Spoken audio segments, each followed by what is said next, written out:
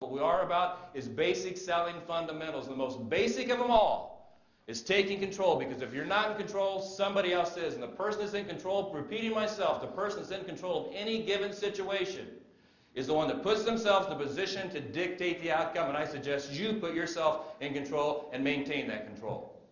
While we're talking about basic selling fundamentals, I want to talk about a few more. And hold on to your chairs with this one, because some of these stats I'm going to give you are going to shock you.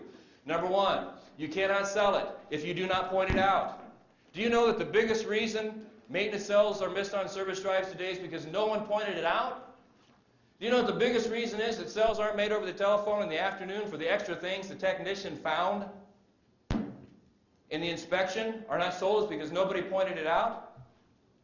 Here's how I know this. Let me drop some numbers on you here. We have a service we provide to anybody that wants it. We've done this for years. Here's what it is. You send us 100 repair orders in sequential order with the tech notes. Give us a week or two to look at it. We'll analyze it. We will call you back and we will tell you whether or not we think you're missing cells. We'll tell you why we think you're missing cells.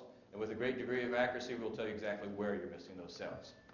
Now, what we found is this. 60% of the work a technician finds, a factory-trained technician finds, is never even told to the customer. Never even presented to them. Never even brought up. I'm stunned. So I get on the phone, I start calling, and this isn't just the last couple of months. This has been going on for 20 years. So I get these service advisors on the phone, and I ask them, why didn't you at least point it out? Now, in no order of importance, here's the 4 things they typically tell me. I didn't, number 1, this is more of that free stuff. There's no place for this in your book. This is some extra stuff I'm throwing in for free, right here. Jeffy loves you. That sounds better when I say it to my wife. So we'll leave it there. All right. Here's what they'll tell us. It's because I didn't think I could get it through the shop today. So you're going to make a decision for the customer because it's inconvenient for you to work on this car. You're not going to give them the right to make the decision whether or not they want to leave it overnight or possibly for a few days because you can't get it through the shop today. Really? You're going to make that decision, knowing that the average person in America today, the average driveway has 3 vehicles parked in it. 3 vehicles. So they've got backup vehicles. We're not going to tell them. Here's the other thing that we hear. Here's another one. I didn't think they had the money. Oh, really? You've got that ability? Man, and let me tell you what I tell them. If anybody in this room thinks you have that ability, I'm being serious. I'm not being sarcastic. Here's what I want you to do right now. You have my permission. I want you to get your stuff. I want you to walk out that door. Connie will go with you, and she's going to get our editor on the phone, and they're going to help you write a book. This will be called How to Look at Somebody and See How Much Money They Have to Spend, Will Spend, or Get Their Hands on to Spend. And then she's going to connect you with our publicist, which is going to put you on a worldwide tour. Not just the U.S. We're going worldwide with this thing. And they're going to put you on tour for 5 years. And in that 5 years, you're going to retire because you're going to have so much money and be so bored you're going to go Michael Jackson on us and start buying chimpanzees and call them your best friend. Now here's the reason I say this. You cannot look at somebody and tell how much money they have, how much money they will spend, how much they can get their hands on to spend, or any of that stuff. My best friends are professional salespeople. I like to consider myself a professional salesperson, and I've never had that ability. So you can't say that. Here's another thing that they say. I didn't want them to think that every time they come in, it's going to be $500 or $600. Last time they came in, I had to ask them for $500. This time they went $500. Who knows what they're going to do next? Well, let me point something out. That's just dumb. If you're having to ask a customer for $500 every time they come in, $700 every time they come in, is it not safe to assume they're driving a piece of crap? Now, let me tell you something about driving a piece of crap. I've driven many pieces of crap in my lifetime, and there was never a day that I got in one of those pieces of crap that I did not know I was driving a piece of crap. So you're not surprising me. I know there's things wrong with the car. It's kind of like going to the doctor, isn't it? You get that little side, that pain in your side, and after a couple of days, you're hoping it goes away, but instead it starts getting worse. So you finally break down. You call the doctor, and he says, yeah, you better come in.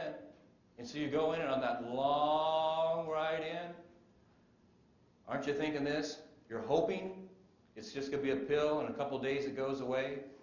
But you're thinking, wonder how big that tumor is. Wonder if this could be a long, slow death, or if I'm going to go quick. They're not surprised. You're not surprising anybody. Okay? You're not surprising anybody. And the 4th thing they tell me is this is the reason they don't point it out. Well, Jeff, I don't have time. You see, if a guy comes in because he's got a brake concern, and I call him and tell him he needs new brakes, that's an easy sell. But on that same ticket, if I tell him he needs a new belt, he needs new hoses, or he needs tires and he's not experienced that, now I'm going to have to spend 10 or 15 minutes on the phone just convincing the guy that he needs all these things. And Jeff, when those texts bring up those 10 or 15 tickets, I don't have time to call him. Besides, I'll tell him at the end of the day and I'll get him in next time. Are you kidding me? Basic selling fundamentals. Number one, like I said, is to be in control. Then number one here is if you can't sell it if you don't point it out. I don't care what it is. I'm going to hammer this home the next 2 days. If you see something on a vehicle, you point it out and you tell the customer for 2 basic reasons, and here's what those reasons are. Number one, that's what the customer wants you to do. And number two, that is what you are paid to do. The next basic selling fundamental, you cannot sell it if you don't professionally present it. Now notice I said professionally present it. I didn't say tell them about it. I didn't say just show them. I said professionally present it. And tomorrow, if not later today, I will show you how to make a professional presentation that will win most of these closes most of the time. And then most importantly and finally, number three, you cannot sell it if you don't ask them to buy it. So what I'm saying with basic selling fundamentals is simply this. Every time from this point forward, a customer comes in and you greet them and you work with them, I want you to step up. I want you to take control. I want you to maintain that control. I want you to point things out, professionally present it, and then I want you to ask them to buy it. And if they say yes, write it up. You just got to sell. If they say no, make a note, have them initial that you talked about it, and go on. CSI, retention and sales, right there. It starts right there.